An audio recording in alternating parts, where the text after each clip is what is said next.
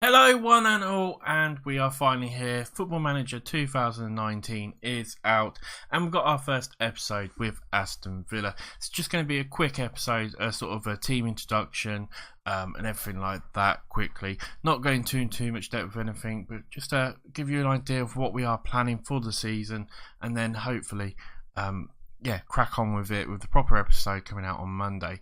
So first episode, and yeah, as you can see, I've tried doing the picture. I mean, the player, he looks a bit grey. If I go to my profile a bit more, you might be able to see it a bit better.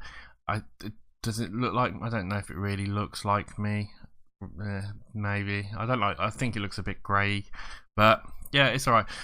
This is the guy we've got. He's going to be a bit of sort of coaching, a mental sort of motivating style sort of manager who can work reasonably well with youngsters as well, is what I wanted anyway, but well, we'll see. Hopefully that'll be the case. We'll see how it goes, shall we? I think we'll do okay though, really. But yeah, Aston Villa, first team we're going to play it with in FM19, and I stopped on the background page. I've done all the inductions and that. You don't need to see that. A lot of it's not changed. Things like the training and that sort of stuff we'll go through more in the next episode, and that sort of stuff, because I've got to learn it as well myself. I've never really done the training, so we will go through it, but we're going to do it sort of bit by bit through the season and learn it together, basically. But I stopped on this page, like I said. I want to show the background. I don't think people realise sometimes just how successful Aston Villa have been over the years.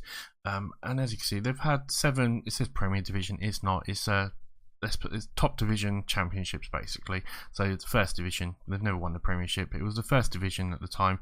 But as you can see, they've won it 7 times. FA Cup 7 times. Carabao Cup or League Cup 5 times, Community Shield once. They've even won Champions League. Well, it's Champions Cup there, but it was Champions League at the time. They've even won that once back in 1981. So they are. Well, it says 1982 there. It was 1981, 1982 season. But yeah, they are a big team, and I think in the overall sort of most successful English teams, they're like 5th or 6th or something like that. They're actually, you've got Man U, Liverpool. I think. Tottenham are above them. Who else might be above them? Arsenal probably are as well, and maybe it might be Chelsea. I don't even think Man City are above them just yet, but they're probably close to. But they are one of the, they are a big side. People don't quite realise just how big a side they are overall. So that is sort of a history of it, and that is what we're sort of going to be doing over the next couple of episodes. Like I said, we're going to delve into a bit more things like the training and that. We're going to have a look at a few other bits and bobs though first, and the first thing we look at is the team report. Again, it's not changed a great deal since the last FM18 or even probably 17 to an extent, but we'll have a look at it. I've had a quick little glimpse at this already myself, and I think they do sum up Villa quite well.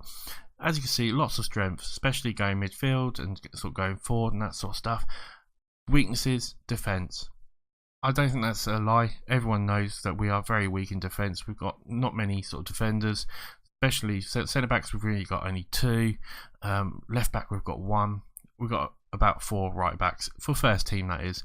We have obviously got some more in the sort of youth setup as well who could come in. There's a centre back in the youth who could do a job for us if need be. Definitely. So. Yeah, I think it's pretty much as you would expect. Wages, yes, we don't have much in the way of wages.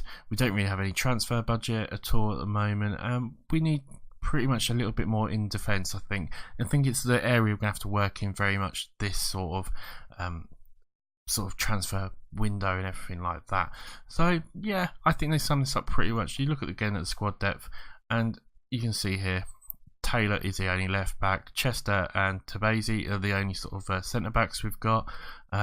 Mika Richards, I guess, as well, but it's Mika Richards at the end of the day.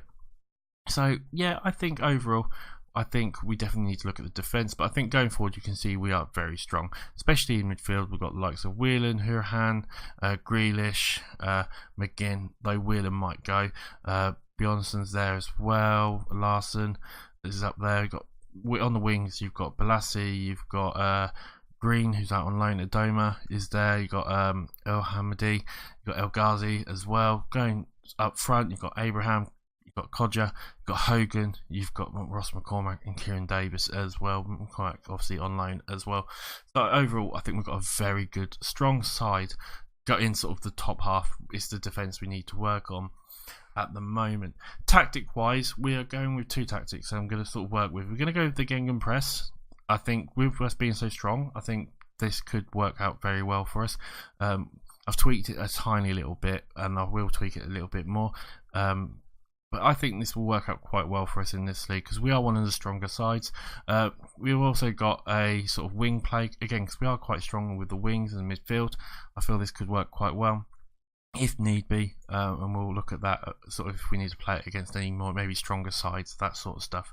But I think these 2 tactics should work out quite well for us at the moment. Dynamics wise, it's all looking a bit poor at the moment. I think we need to introduce ourselves. As you can see, I haven't done that yet, and I think we need to sort of get some matches under our belt and sort of win a few friendlies, and hopefully this will all start to come together a little bit more. And this is a squad wise. Now this is a bit we obviously need to talk about. I'm not going to go through individual players. I think most of us will know who most of the Aston Villa players are, but I will talk about a couple of them. So looking at sort of the more aged players, we've got sort of 30 plus and that. We'll start at the bottom with 30s. We've got Richardson, Big Richardson, and played for Villa for 2 years, pretty much 2 seasons. I don't think he's played for. He's on 50k a week, and he's not very good. He will probably be leaving us hopefully as soon as possible. We've got Bjarnason, good player, possibly could keep him, but we have got some youngsters, so I might actually look to get rid of him because we could get some money for him. His wages aren't huge though, so it's sort of 50-50. But at £5 million, it could be worth maybe getting rid of him and sort of making some money. Adoma, I think is worth keeping around. He's a very good player. I really do like Adoma. I think he's been fantastic for us over the last season or 2. People go on about Grealish and Biedak and Chester, but I think Adoma's been just as good for us. El Hamdi, a player who I think is very good, but I don't particularly like him that much. I think we've got better options. And with likes of Adoma, Balassi, there you got El Ghazi as well. I think we can maybe get rid of him, and I think between him and say Bjarnason, that's 10 million quid, could give us a lot of money. Elvik is out on loan. McCormack's on loan as well. Hutton, the Scottish Cafu. I love this guy. I do love him. I think he's absolutely fantastic. And I think he's worth keeping around because even though I'd like to try and use Bree wherever he is, he's down here. This young lad here, right back, James Bree. I'd like to use him. I think with a couple of games, he could become a really, really good player for us. We got him, but Hutton's such a good player and he's so versatile. And I just like him, so I would like to keep him. Jednak, again, I think because we haven't got many sort of defensive midfielders, I'd like to keep him. I'll look to bring in a defensive midfielder, a youngster, but I think he'd be good to keep around for another season or 2 just to help tutor, cover and that sort of stuff. Whelan, I don't really understand why we ever brought Whelan. I thought he was past his prime. And yeah, I'm not a big fan of Whelan personally. He will probably go as well. Again, he's on a decent amount of wages. We won't not get much money for him, but he's at the end of his career. He's 34 years old. I think he'll be worth getting. So, these are the sort of if we quickly sort of go through, these are the sort of players that we are maybe looking at getting rid of. These 4 here. And yeah, I think that will create some revenue for us. It will give us some money. We can buy 1 or 2 players, especially defenders, free up some wages. I think that'll be good business for us maybe, and it'll bring a bit more youth back into the squad. And just because we're getting youth in doesn't mean we won't have experience. We've got the likes of Chester, Taylor, Blassie's there, Codger, Lansbury, Hurahan. They're all really experienced players nowadays. Some of them with international experience, some of them with definitely championship and even premiership experience. You've got Jednak there, Hutton as well, Adoma. They are all very experienced players. So that is pretty much the team. That is pretty much how we're going to play the formations.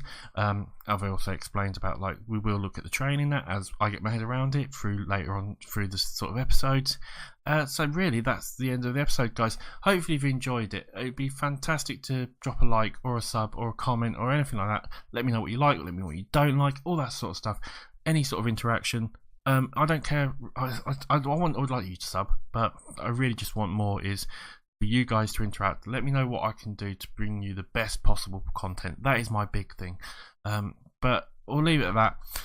Next episode will be out on Monday at 6 p.m. like usual. Mondays, Wednesdays, Fridays, 6 p.m. is my aim overall for all my episodes. So yeah, as always, it's been a pleasure, and I will see you for the next episode. Bye for now, guys.